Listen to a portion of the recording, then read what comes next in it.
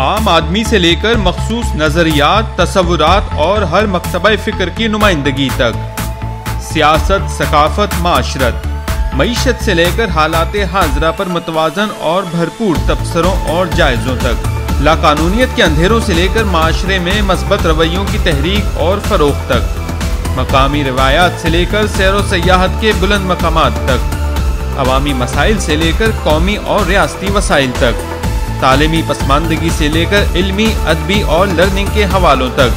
अब होगी आपकी बात सिर्फ DNF न्यूज़ पर।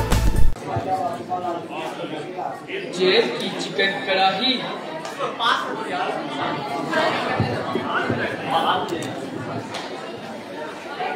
जेल की चिकन कढ़ाई कभी भी घर की सूखी रोटी के बराबर नहीं हो सकती। सदर आली वकार, आजाद शामें महकूम सुख से बेहतर होती हैं।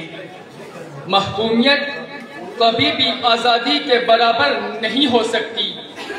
आज़ाद वही है जो आज़ाद सोचता हो, जो अपने हुकूक की अजमत को जानता हो, और गुलाम वही है जो आज़ाद सोचने से डरता हो।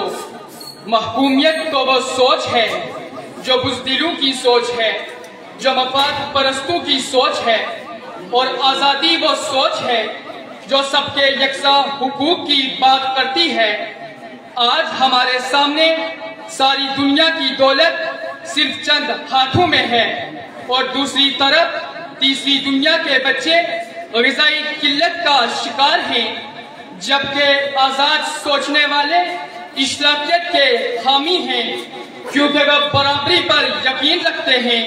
हमारे सामने फ्रांस की मिसाल मौजूद है कि फ्रांस ने कैसे महकूमियत जैसी लानत को हमेशा के लिए दफन कर दिया, और हमारे सामने रूस की मिसाल भी मौजूद है कि रूस ने कैसे लेनिन की क़यादत में ज़ार हुकूमत के खिलाफ जंग की, उसकी हुकूमत को खत्म करके मजदूरों की हुकूमत कायम की, और इश्तराकी निज़ाम लाया जो सबके यकसा हुकूक की बात करता है।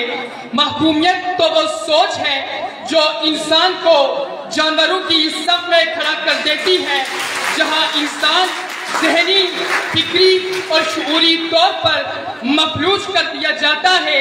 इसीलिए मुझे ये कहना पड़ता है कि महकूम ज़हनियत कभी भी आज़ादी के बराबर नहीं हो सकती। कि सदर आली वकार महकूम है बेगानाए एहलास व मरब्बत, हर चंद के मंतिक की दलीलों में है चालाक। मुमकिन नहीं महकूम हो आज़ाद का हमदोश, वो बंदाए अफलाक है ये खाजाए अफलाक, वो बंदाए अफलाक है ये खाजाए अफलाक। आज़ादी आज़ाद सोचने वाली कौमों का मुकद्दर बनती है सदर आली वकार, कि वो जिनके जहन के रेशों में रवानी हो, जहाँ सवाल दर सवाल हो, ऐसे जहनों का मजबूत से मजबूत जंजीरें भी कुछ नहीं बिगाड़ सकती। आज़ादी के मतवाले जिंदानों में भी नईसूब का ख्वाब देखते हैं, कोई जालिम उन्हें ख्वाब देखने से रोक नहीं सकता। अगर हम इंसानी तारीख देखें तो हर दौर में गवाही मिलती है कि आज़ादी उन्हें ही मिलती है जो आज़ादी के लिए जिद्दोजहद करते हैं।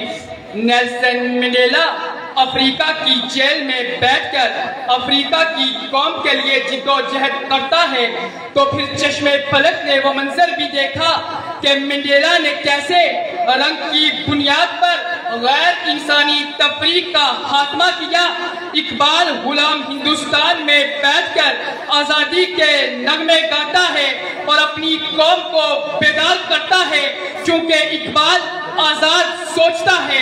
आज हमारे सामने कश्मीर की मिसाल मौजूद है कि भारत उन पर जुल्म कर रहा है, मगर कश्मीरी तन्हा अपनी आज़ादी की जंग लड़ रहे हैं। और आज हमारे सामने फलस्तीन की मिसाल भी मौजूद है कि इसराइल उन पर जुल्म कर रहा है, मगर फलस्तीनी तन्हा अपनी आज़ादी की जंग लड़ रहे हैं, क्योंकि वो जानते हैं कि मुमकिन नहीं महकूम हो आज़ाद का हमदोश के सदरेआली बकार, ऐसे दस्तूर को, सुबह बेनूर को मैं नहीं मानता, मैं नहीं जानता। तुमने लूटा है सदियों हमारा सुकून, अब ना हम पर चलेगा तुम्हारा फुसूं।